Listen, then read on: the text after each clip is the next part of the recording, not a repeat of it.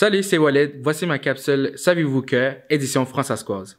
Savez-vous que Jeanne Sauvé, la première femme à occuper le poste de gouverneur général au Canada, est née dans le petit village de Prudhomme? Et savez-vous que Prudhomme fait partie de la Trinité?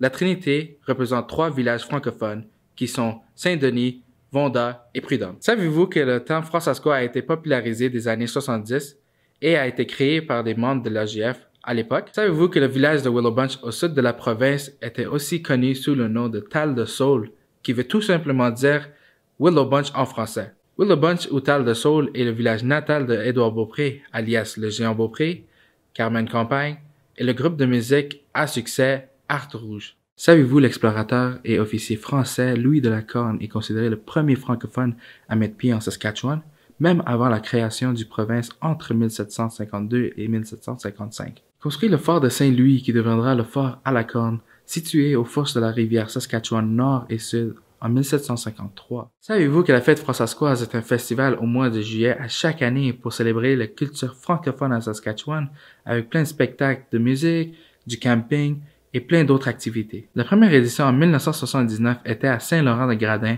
et s'appelait On se garoche à Batoche.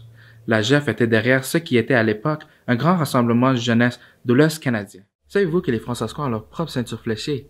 Celle-ci fut conceptualisée en 2017 par la Société historique de la Saskatchewan et fut dévoilée au rallye de pré-départ d'équipe Saskatchewan avant de partir pour les Jeux de la francophonie à Moncton au Nouveau-Brunswick. Chaque participant en a reçu une pour porter fièrement lors de la parade d'ouverture du GFC au centre-ville de Moncton. La prochaine édition des Jeux de la francophonie canadienne sera à Victoria, en Colombie-Britannique, à l'été 2022. Si tu veux participer, DM-nous. Savez-vous que la Saskatchewan fut une province bilingue pendant 2 mois en 1988?